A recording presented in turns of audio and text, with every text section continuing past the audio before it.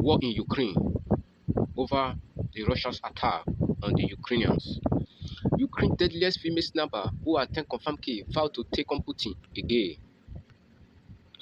Olena Belozanska, a 42 female Ukrainian sniper, credited with at least 10 confirmed kills in the trench of Donbass. She told the Mail Online she would be at the front line again within hours to face the Russians.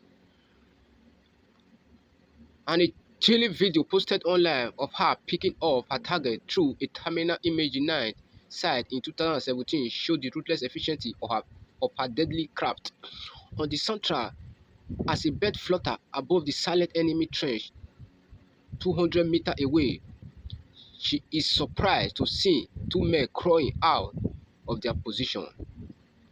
It was the night of Ukraine Independence Day anniversary in August 2017, she recalled, and this cross-sack must have assumed she were lying drunk in her trench celebrating. I felt something interesting was going to happen when they started getting out of the trench and passing weapons to each other.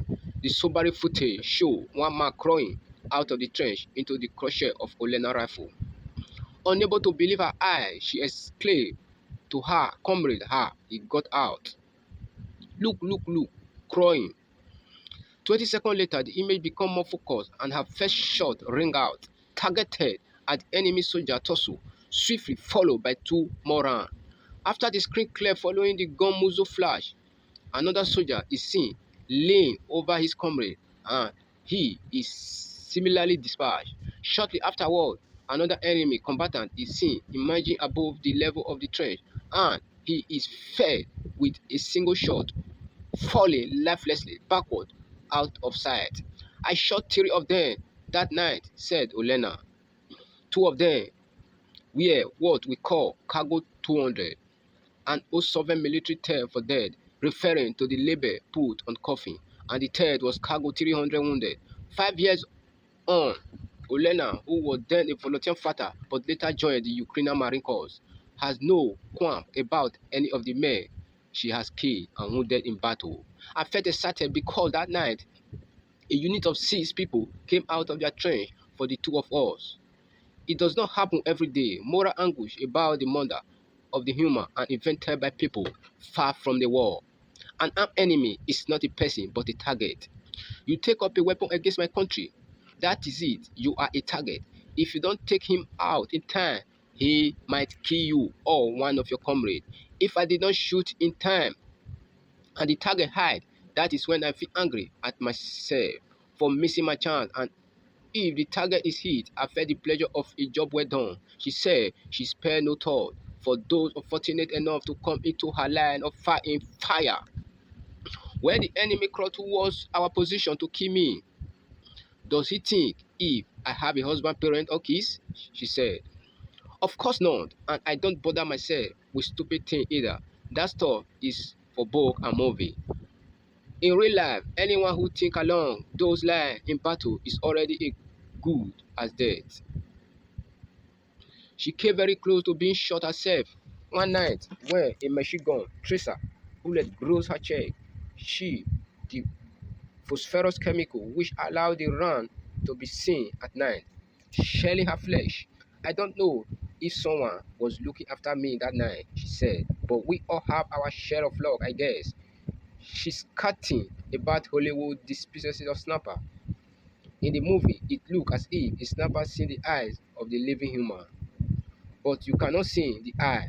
It's hard to tell if the person is large or small. You just see a shot of an armed person and you fire at it. That's all. If you miss, you will feel as if you have lost. After the Independence Day incident, her husband, Varuna, a regular soldier who was beside her in the trench, collected up the cartridge, casting and following an old sniper tradition of First World War, had one made into the ring for her. Olena from Kiev is something of the celebrity in Ukraine, having written a best-selling book called Diary of an Illegal Soldier, referring to the fact that for the first few years of her service, volunteers like her were not technically allowed to fight on the front line. but that law was changed in 2016.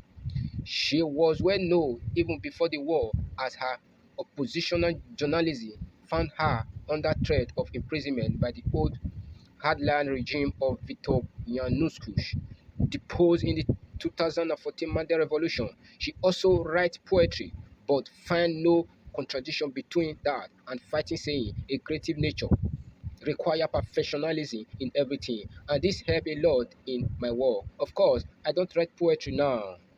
Although she was demolished from the Marine in 2000 in 2020, she and her husband are both members of the Ukraine Territorial Defense Service, along with thousands of other reservists ready to deploy should the need arise.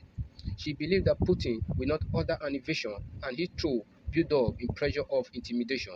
But along with many other Ukrainians, she is thankful for the support that Boris Johnson and the UK has given her nation, but with words and deeds in the shape of at least 2,000 airline anti-tank weapons which have been sent.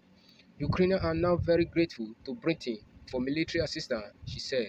And I have seen a lot of people writing on social network, God save the Queen. She still keep up her marksmanship with regular practice with Halian.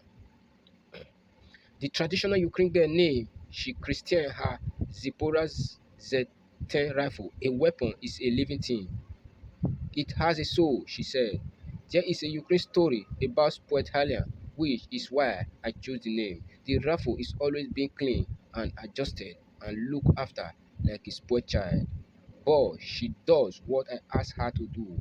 And if the Russians decide to come, I will be only too happy to introduce them to Helen.